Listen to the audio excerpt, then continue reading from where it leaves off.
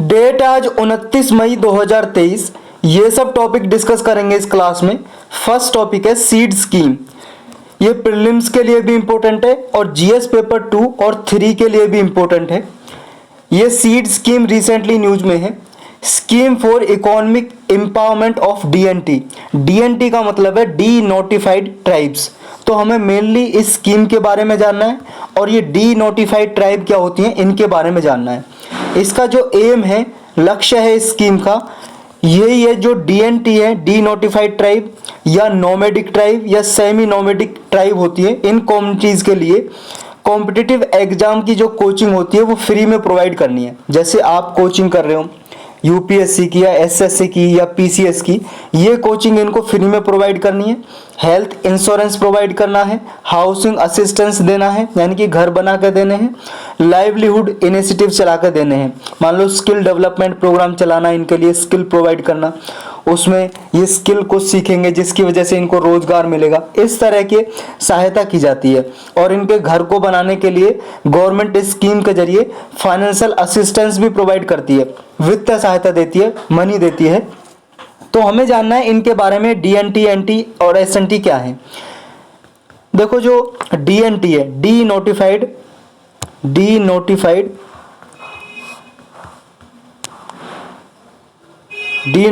Tribe,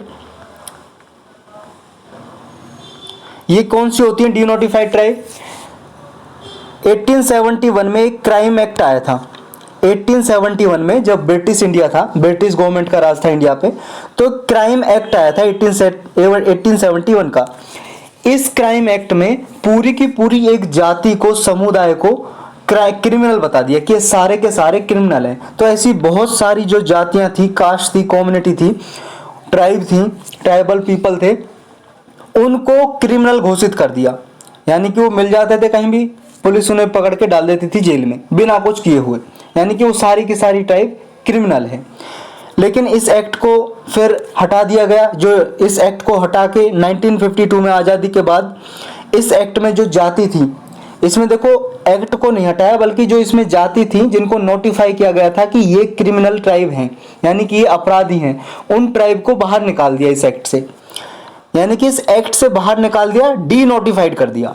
पहले वो notified थी इस एक्ट में, अब उनको हटा दिया तो डी नोटिफाइड हो गई, इसलिए उन ट्राइब को बोलते हैं डी नोटिफाइड ट्राइब। यानी कि जो पहले क्रिमिनल घोषित की हुई थी ब्रिटिश गवर्नमेंट ने, तो उनको हटा दिया।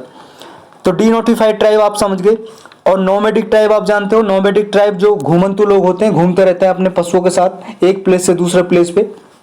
सेमी नोमैडिक ट्राइब का मतलब है कि वो लोग कुछ समय के लिए रुक जाते हैं कहीं पे, जैसे बारिश के समय पे रुक जाएंगे कहीं पे 3-4 महीने, फिर चले जाएंगे, तो ये सेमी नोमैडिक ट्राइब हो गई, एसएनटी।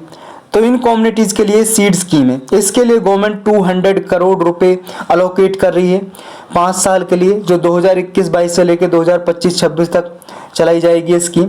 कौन सी मिनिस्ट्री के अंडर है? ये मिनिस्ट्री आपको जरूर याद रखनी है, social justice and empowerment ministry. और इस मिनिस्ट्री ने एक कमीशन भी बनाया हुआ है इन ट्राइब के लिए। ये कमीशन है national commission for D notified nomadic and semi nomadic tribes. ये कमीशन 2005-6 में बनाया गया था। कहीं पे देखो 2005 लिखा होता है, कहीं पे 2006, कहीं पे 2004। तो ये इंपॉर्टेंट है नहीं इतना ज़्यादा ईयर, लेकिन आप ये याद रखो ये कमीशन किस मिनिस्ट्री के अंडर काम करता है। Ministry of social justice and empowerment के अंडर काम करता है। और इस कमीशन का काम क्या है? इस कमीशन का काम है कि ये जो ट्राइब हैं, डी नोटिफाइड ट्राइब हैं, सेमी नोमैडिक और नोमैडिक ट्राइब, इनकी सोशियो इकोनॉमिक कंडीशन को स्टडी करता है, देखता है कि इनमें कितने लोग अभी कमज़ोर तबके के हैं, कितने लोग हैं जिनको लाभ नहीं मिल पा रहा है सरकार से कुछ भी, कितने मोस्ट डिसएडवांटेज और वनरेबल सेक्शन है इंडियन सोसाइटी में, ये सब आइडेंटिफाई करता रहता है कमीशन। तो यही था इसके बारे में। नेक्स्ट टॉपिक है विनायक दामोदर सावरकर। वीडी सावरकर बोलते हैं शॉर्टकट में इनको, या फिर वीर सावरकर के नाम से पुकारते हैं, वीर सावरकर। अभी देखो इनकी बर्थ एनिवर्सरी थी, 140वीं बर्थ एनिवर्सरी 28 मई को होती है इनकी बर्थ एनिवर्सरी, क्योंकि इनका जन्म 28 मई 1883 में हुआ था महाराष्ट्र में, नासिक में।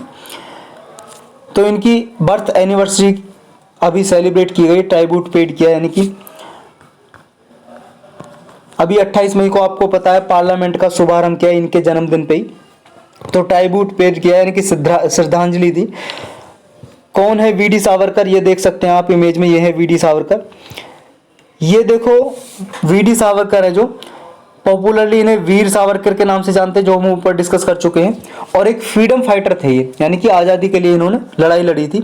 और 1857 की जो रिवॉल्ट हुई थी उसके ऊपर इन्होंने एक बुक लिखी जिसका नाम रखा फर्स्ट वार ऑफ इंडिपेंडेंस, यानी कि इन्होंने पहली बार 1857 रिवॉल्ट है उसको बोला था कि ये आज़ादी की पहली लड़ाई थी, 1857 की जो क्रांति थी, फर्स्ट वार ऑफ इंडिपेंडेंस। इसी नाम से बुक भी है इनकी, याद रखना, पूछ सकते हैं कि फर्स्ट वार ऑफ इंडिपेंडेंस किसने बुक लिखी है। मैच द फॉलोइंग में आजकल पूछने लगा है बहुत सारी बुक, कल के एग्जाम में भी आपने देखा होगा, अगर आपने क्वेश्चन पेपर देखा होगा तो कल का एग्जाम देखो, कल वैसे काफ़ी टफ बनाया गया है लास्ट ईयर से, और कट ऑफ का मतलब पिछले एग्जाम से भी कम जाने वाली है। कट ऑफ के ऊपर लेक्चर बना चुका हूँ मैं ऑलरेडी, आप देख सकते हो। और पिछली बार भी मैंने जो कट ऑफ का लेक्चर बनाया था उसी के दायरे में कट ऑफ गई है। देखो एक आधा मार्क तो ऊपर नीचे हो सकता है, लेकिन इतना नहीं कि 10 12 15 मार्क्स, इतना नहीं हो सकता। और पिछली बार से तो कम ही जाएगी कट ऑफ, क्योंकि बहुत ज़्यादा टफ एग्जाम बनाया हुआ है। और जो ट्रिकी क्वेश्चन हुआ करते थे ना, लोग एलिमिनेट कर देते थे कि मान लो एक आता है उन्हें स्टेटमेंट, एक नहीं आता उसे निकाल के ऑप्शन में से निकाल देते। ऐसे ऑप्शन छोड़ दिए गए हैं, क्योंकि लिख दिया कि ओनली 1 सही है, ओनली 2 सही है, ओनली 3 सही है, ओनली 4 सही है, सारे गलत है, इस तरह के ऑप्शन दे दिए। अब उनमें कोई एलिमिनेशन का आपके पास कोई भी ऐसा ऑप्शन नहीं है कि आप एलिमिनेट कर सको। तो इस वजह से बहुत ज़्यादा टफ एग्जाम था इस बार का। तो आते हैं अपने टॉपिक पे। वी डी सावरकर जी ने देखो, इन्होंने 1899 में एक मित्र मेला नाम की संस्था बनाई थी। मित्र मेला क्या थी ये मित्र मेला? मित्र मेला थी एक secret organisation, revolutionary secret organisation, क्रांतिकारी ये ऑर्गेनाइजेशन थी जो छुप के इंडिपेंडेंस दिलाने के लिए काम करती थी। छुप के काम करती थी ये, अंग्रेजों पे हमला करना, इस तरह के काम करना।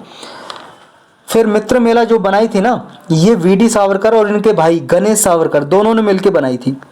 फिर 1904 में एक और ऑर्गेनाइजेशन बना दी, अभिनव भारत सोसाइटी। फिर मित्र मेला को और अभिनव भारत सोसाइटी को आपस में मिला दिया। ये अभिनव भारत सोसाइटी, ये सोसाइटी भी एक सीक्रेट ऑर्गेनाइजेशन थी। इन्होंने फ्री इंडिया सोसाइटी भी बनाई। और ये देखो इंडिया हाउस के भी मेंबर थे। इंडिया हाउस के बारे में आपको पता है, श्याम जी कृष्ण वर्मा, पढ़ा होगा आपने हिस्ट्री में, स्पेक्ट्रम बुक में पढ़ा होगा शायद आपने। स्पेक्ट्रम अगर आपके पास नहीं है तो आप बुक ले सकते हो मॉडर्न हिस्ट्री के लिए। तो इंडिया हाउस है जो, ये श्याम जी कृष्ण वर्मा ने लंदन में बनाई थी। श्याम जी कृष्ण वर्मा देखो अपनी पढ़ाई करके बाहर से यहाँ पे आए थे इंडिया में। ये भी आज़ादी के लिए कुछ करना चाहते थे, लेकिन यहाँ इनका साथ किसी ने दिया नहीं, इतना मतलब तवज्जो नहीं दी, इतना सम्मान नहीं मिला। इन्होंने सोचा कि यहाँ से छोड़ो, यहाँ तो सब कर रहे हैं स्ट्रगल, मैं बाहर जाके करता हूँ। तो ये बाहर चले गए। लंदन में इंडिया हाउस बनाया इन्होंने, एक सोसाइटी ऑर्गेनाइजेशन। और ये स्कॉलरशिप भी प्रोवाइड करती थी। मान लो कोई बच्चा अच्छा है, स्कॉलरशिप देती थी और उन्हें पढ़ने के लिए लंदन में बुलाती थी। इस तरह के काम भी करती थी। तो इनके भी मेंबर रहे थे V D Savarkar India House Society के।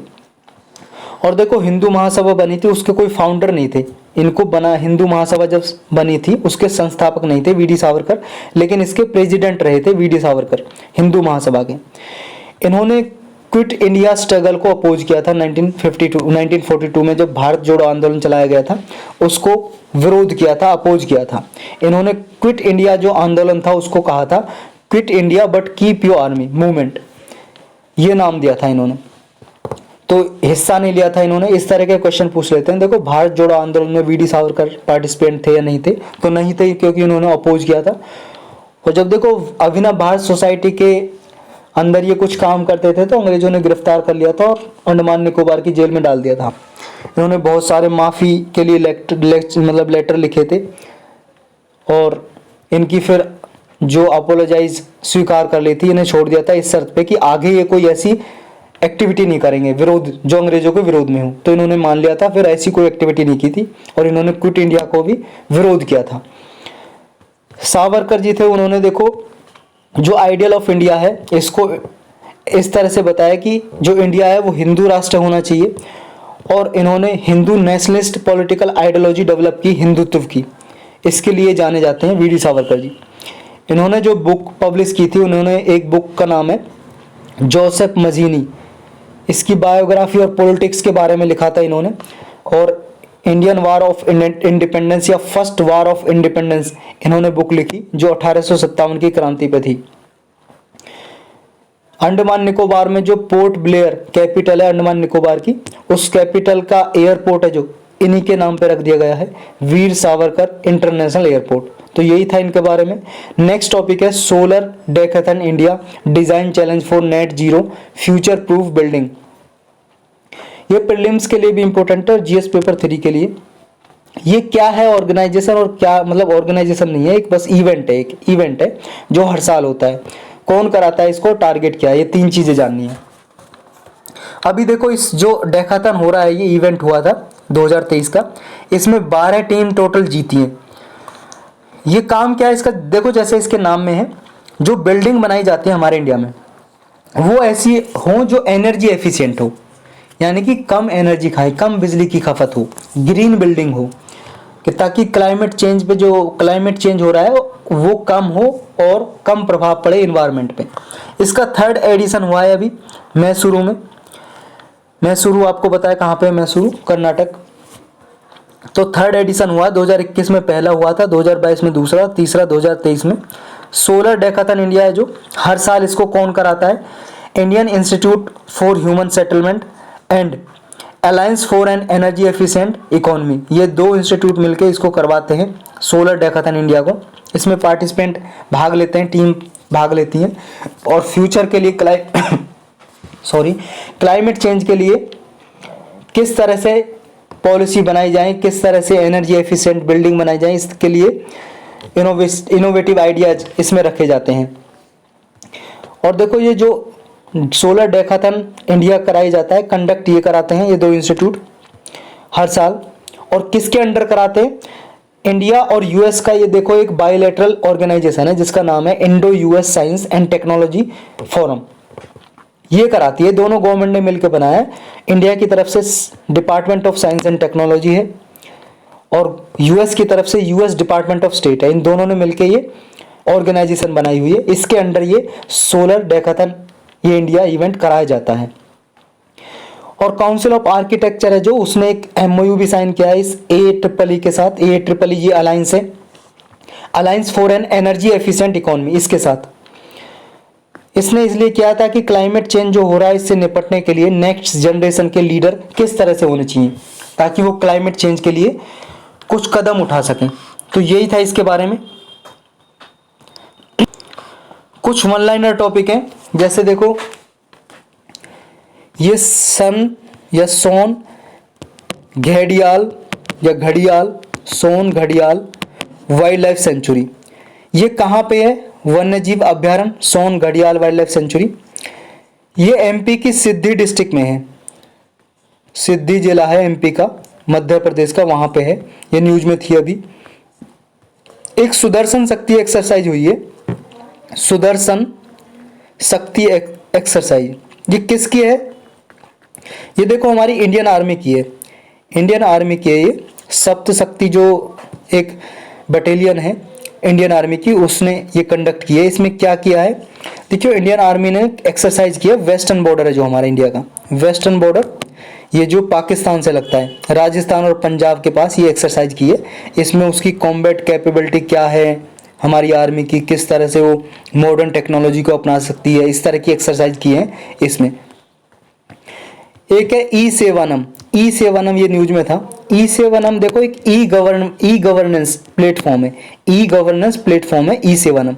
यानी कि इसमें देखो ई गवर्नेंस का मतलब ये है जो गवर्नमेंट वेलफेयर स्कीम वगैरह चलाती है या कुछ मान लो डॉक्यूमेंट्स बनवाना है किसी को, तो इसमें क्या है ऑनलाइन डिजिटली बनवा सकें। तो ये ई-सेवानम एक प्लेटफॉर्म है जिसमें क्या है पब्लिक सर्विसेज प्रोवाइड की जाती हैं। और किसका है ये, केरल गवर्नमेंट का है, केरल गवर्नमेंट का है ये ई-सेवानम प्लेटफॉर्म। कैसा प्लेटफॉर्म, ई गवर्नेंस प्लेटफॉर्म। क्या प्रोवाइड किया जाता है, 900 से ज्यादा पब्लिक सर्विस प्रोवाइड की जाती है। जैसे मान लो किसी को लाइसेंस बनवाना है, राशन कार्ड बनवाना है, या फिर किसी को वोटर आईडी कार्ड बनवाना है, कुछ भी सर्विस लेनी है जो गवर्नमेंट प्रोवाइड करवाती है, उसमें 900 पब्लिक सर्विसेज दी गई हैं। तो ये ई-सेवानम पे जाके केरल में वो सर्विस अवेल कर सकते हैं। तो यही टॉपिक थे आज के।